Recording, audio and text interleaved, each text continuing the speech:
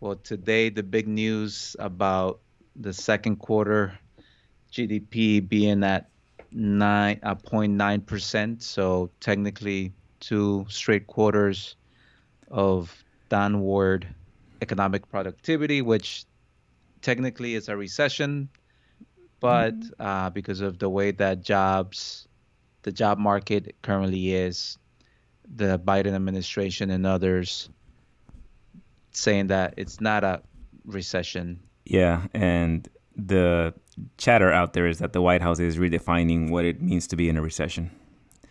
You do have to question the timing because even if they want to say that the job market looks good, they should have started announcing this changed definition of it a long time ago. All of a sudden, they realized that we were going to have another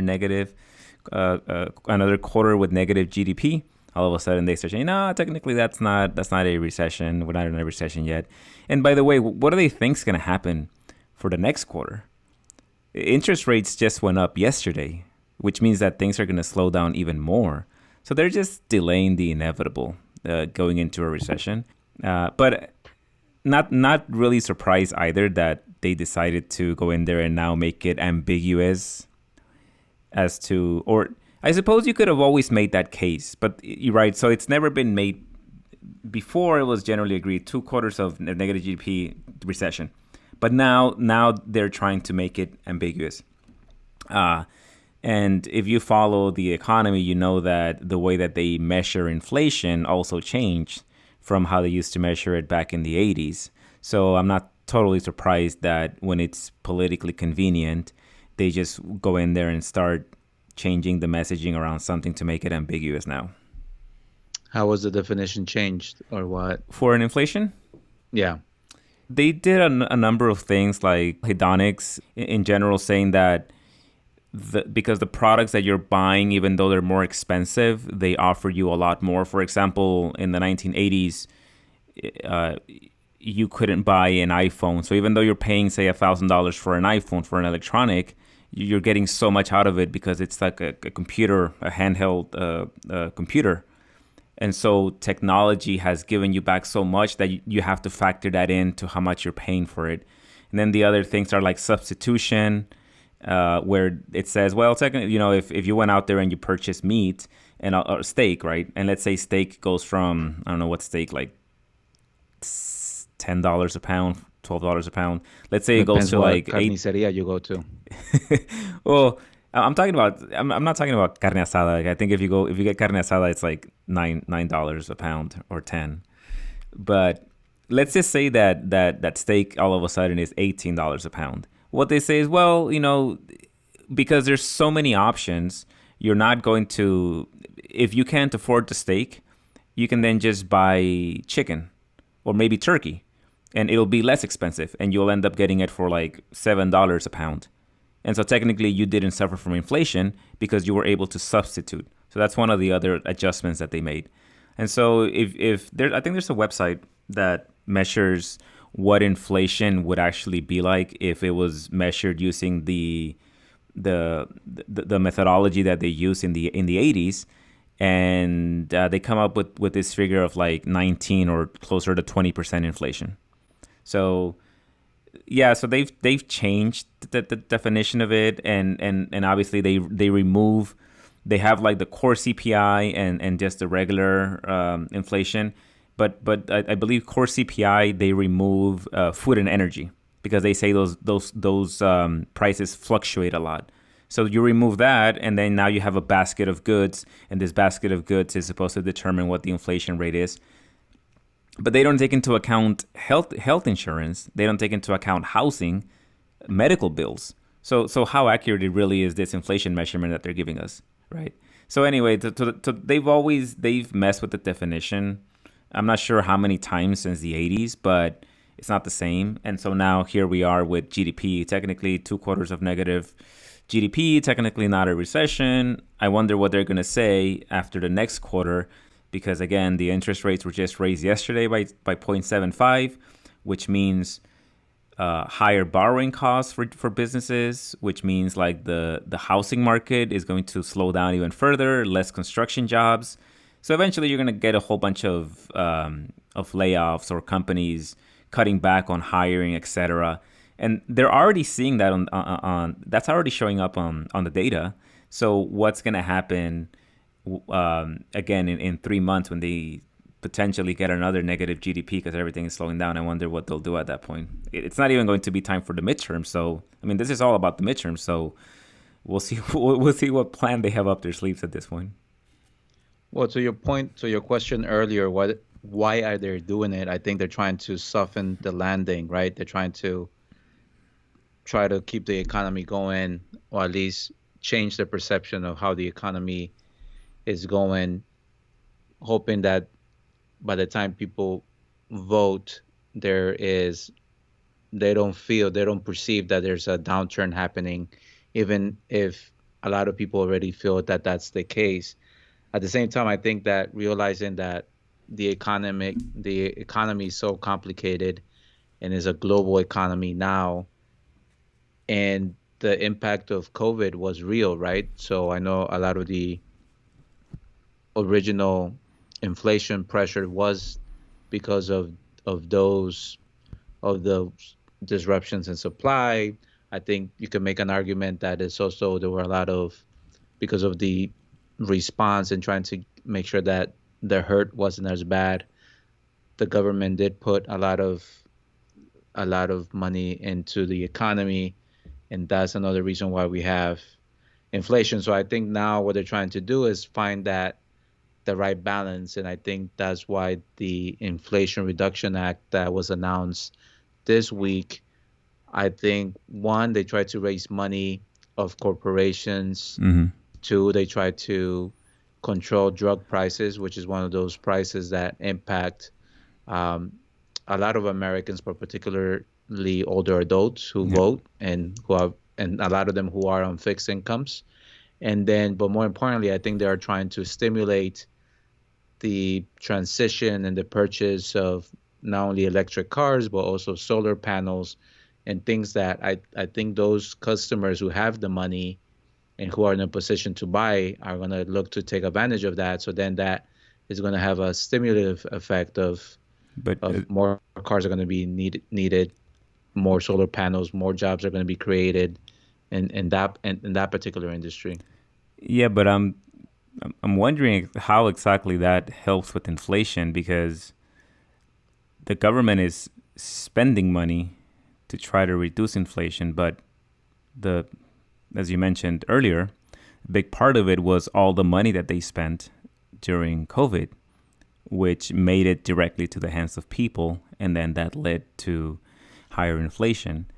But that's also that's a that's just them again deceiving people because they want the American people to believe that the inflation is mainly caused by COVID, but it's not that. It's the policy that they've had of cheap money, lower interest rates that we've had going back to maybe after the dot-com bubble. Maybe you could probably even go back before that, where whenever there was sign of a recession coming, they would just lower interest rates to pump more money into the economy, and then they inflated the housing bubble. The housing bubble popped, and then after that, instead of letting the economy heal on its own, which would have been pretty painful, I'm not saying it wouldn't have. Lots of people would have lost their jobs. Lots more people would have lost their homes. We would have probably gone into a pretty bad recession. But instead of letting us, right, like if this is supposed to be a capitalist market where you don't have central planners, if you just let the market decide, that's what would have happened. But instead, they intervened, they lowered interest rates again and left them low, essentially reinflating that bubble. And they always want to say, well, technically, it didn't lead to inflation because the Federal Reserve, they had lower interest rates. Yeah, houses were more affordable, and then the government was doing quantitative easing where they buy all this bad debt so that it keeps the interest rates low. And they say that type of spending is not, it doesn't cause inflation because only the asset prices go up, but not other things. So in this case, the stock market goes up and then houses go up. But then the part that they never talk about is, well, what happens when people all of a sudden bought a house for, like, say, $300,000, and then it's like in 5 6 years it's worth $600,000. Well, what do? Well, they refinance it, and then they take that money out, and then that money gets spent into the economy, and so that's money that didn't exist before, and people there was no more things that were produced. Only the demand increased for whatever it is that people did with that money that they took out when they refinanced. And so I think at this point, again, a big part of it was COVID, but we've had a policy that has created inflation for a long time. And this bill here, I'm not really sure, again, how it's supposed to combat inflation, because they're just essentially spending more. If anything, you want to fight inflation by doing what they're doing, which is increase the interest rates. But they should, right? They increased 0.75 yesterday, but that's because they can't increase anymore, because then they'll really crash the economy. They're trying to do a soft landing, but I don't think they're going to be able to. This might be the last interest rate hike that they do. Like, they're gonna meet again in 2 months, but things might be so bad that they may not even do another hike again. But if they were really serious about fighting inflation, they should raise interest rates to the rate, at least to the rate that we have for inflation. And then that again, it's like they're stuck between a rock and a hard place because of where we are right now. So all they can really do is more like theatrics, like this bill that they're branding as the they're calling it the inflation. What is it called? The Inflation Reduction Act of Inflation 2022. Reduction Act. Yeah. I'm not. We'll see, but I mean, never say never, right? But I don't see how this helps with inflation.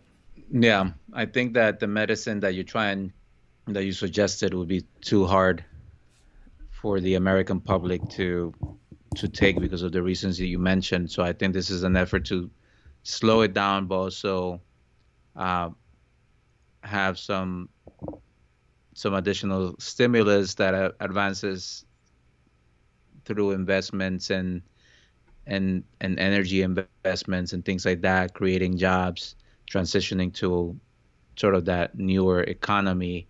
And I think you also have the stimulus that's happening through the funding that's going through to the war in Ukraine and all those things, right? So there's other ways that they're trying to keep the economy going. So it kind of reaches a balance again, and hopefully maybe a balance at a place where their interest rates are at a level where they can have once again that control, more control of when to slow it down or speed it up depending on what's going on.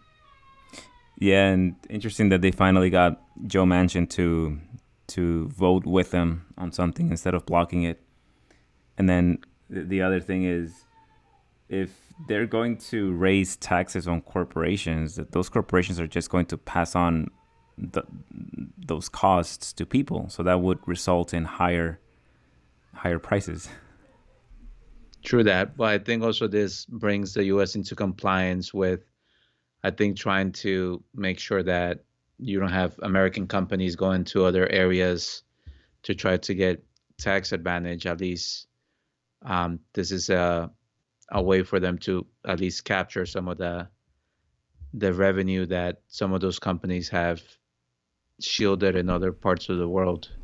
Okay, but so even assuming that this bill will help with inflation, if what's the calculation here that, because there's no way that this bill starts having a significant effect between now and the midterms. I mean, that's 4 months. It takes time to allocate that money to make it go out into the economy for it to generate jobs. I don't think they're going to see a significant increase in and the elections are in 4 months. So Well, like you then, said, politically, that they will now have, and again, we're talking as if this bill was already passed by both yeah, it chambers and has signed to. into Yeah, law. So obviously, that hasn't happened now, and there's a lot of things that can happen between now and then, given the razor thin majorities and disagreements and things like that that can happen between now and then.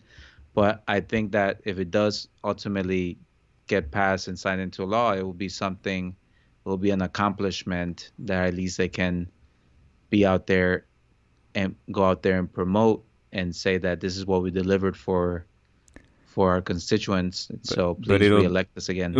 yeah, but it'll yeah. Please reelect us again, and then the voters just going to look at the current inflation rate, and if the current inflation rate's still at 7 or 6% or 5%, however high it is by then, it won't matter.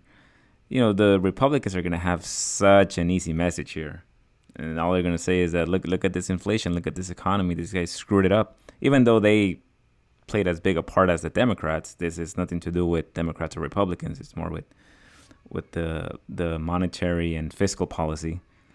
So, given that Hmm. there's still about 4 months there's way too much time for things to get even worse. So now, if you think inflation is bad, wait till people start losing their jobs if that does happen. Because the Federal Reserve just raised the 0.75 interest rate, so now we have to see what the effects of that are. So it's not looking good for November. I hope you're getting bracing yourself for that. Yeah, I mean it's a midterm election. A lot could happen. Again, we have the economy, we have the inflation, we have the Roe versus Wade The war decisions. on Russia, and they keep sending a ton of money over there. Even though I don't know if you have read this about Obama, but even Obama did not want to get involved between Russia and Ukraine because he said that's their sphere of influence and will never have the advantage there. Like Russia is always going to have the advantage over there. So all the money that we're sending, all the weapons that we're sending, they're not going to help because Russia, the logistics of it is that there's just no way that we can really help in any significant way. Russia is going to win that war, and it's going to end when they decide that it ends, unless you end up with World War III, and then that's how it ends. But otherwise, we have really no power there. And Obama said this, and this isn't me. This is Obama. Yeah, but at least some of the news reports this week was that the Ukrainians have been able to push back with the new technology. I think the yeah, the Americans are not there, but the Ukrainians are, and then the NATO allies who are close by. I mean, they also have a stake in helping Ukraine fight back. But to your point, I mean, it's hard to see what the end of that conflict will be unless there's either an escalation or a compromise to let Russia keep some of the territory Yeah. that they've already won, which I know is not acceptable for the Ukrainians. Yep. Yep. All right. For y'all out there, if you enjoy our content, make sure to check us out. We are Brown Perspective. Nos vemos. Ciao.